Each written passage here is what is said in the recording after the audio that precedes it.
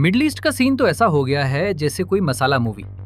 Iran ने Qatar में अमेरिकी बेस पर मिसाइल दागकर सबको चौंका दिया और ट्रंप को अपनी इज्जत बचाने के लिए जल्दी जल्दी सीज फायर का ऐलान करना पड़ गया।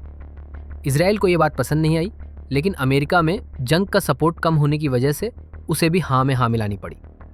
24 जून की सुबह डोनाल्ड ट्रंप ने ट्वीट कर दुनिया को बताया कि इसराइल और ईरान के बीच फुल ऑन सीज फायर हो गया है, जिसे वो 12 दिन का युद्ध का खात्मा बता रहे थे। लेकिन असल में क्या हुआ? ईरान ने कतर के अल उदीद एयरबेस पर मिसाइलें दागी, जो अमेरिका का बड़ा ठिकाना है। यह हमला 22 जून को अमेरिका और इसराइल के ईरान के न्यूक्लियर साइट्स पर हमलों का जवाब था। CNN के मुताबिक कतर ने ईरान की ज़्यादातर मिसाइलें रोक ली और एक मिसाइल ऐसी जगह गिरी जहां कोई नुकसान नहीं हुआ। ट्रंप ने ईरान को पहले से खबर देने के लिए थैंक्स बोला, लेकिन सच तो यह है कि ईरान की इस चाल ने ट्रंप को बैकफुट पर ला दिया। माना जा रहा था कि अमेरिका ज़बरदस्त पलटवार करेगा, लेकिन उसने ऐसा कुछ नहीं किया, बल्कि ट्रंप ने सीज फायर का ऐलान कर दिया। इसके बावजूद ईरान और इजराइल की ओर से एक दूसरे पर हमले की खबर आती रही। जब लगा कि दोनों देश सीज फायर तोड़ रहे हैं तो ट्रंप का पारा हाई हो गया। फिर ट्रंप ने ट्रुथ सोशल पर लिखा, इजराइल अब ईरान पर हमला नहीं करेगा, सारे प्लेन वापस लौटो और ईरान को दोस्ताना प्लेन वेव दे दो, कोई नहीं मरेगा, सीज फायर ऑन है।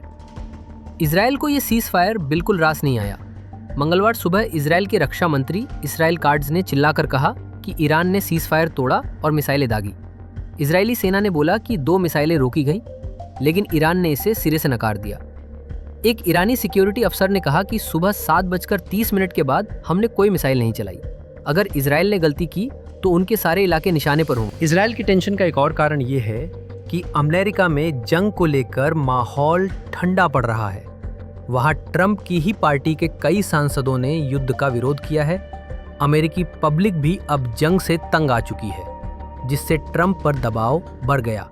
रूस ने इस सीज फायर को हाथों हाथ लिया। क्रेमलिन के प्रवक्ता दिमित्री पेस्कोव ने कहा, अगर सीज फायर हुआ है तो भाई वाह, रूस तो शुरू से यही चाहता था। पेस्कोव ने खुलासा किया कि ईरानी विदेश मंत्री अब्बास अरागची ने 23 जून को पुतिन से मुलाकात में रूस की तारीफ की। रॉयटर्स ने खबर उड़ाई कि अरागची ने सुप्रीम लीडर खामेनेई का खत पुतिन को दिया, लेकिन पेस्कोव ने इसे फेक न्यूज़ बताया। कतर ने इस डील में बड़ा रोल निभाया। अरागची ने कतर के विदेश मंत्री से फ़ोन पर कहा कि ईरान अच्छा पड़ोसी बनना चाहता है। अल उदीद बेस पर हमले को वो वैध आत्मरक्षा बता रहे हैं और कतर को भरोसा दिलाया कि ये उनके खिलाफ नहीं था। ट्रंप ने भी कतर की तारीफ में कसीदे पढ़े। ट्रंप का सीज फायर ऐलान मिडिल ईस्ट में एकदम धमाकेदार ट्विस्ट ले आया, लेकिन ये शांति कितनी टिकेगी कोई नहीं जानता। ईरान ने अपनी ताकत दिखाकर ट्रंप को झुकाया और इजराइल की खटपट के बावजूद अमेरिका में जंग का मूड नहीं है।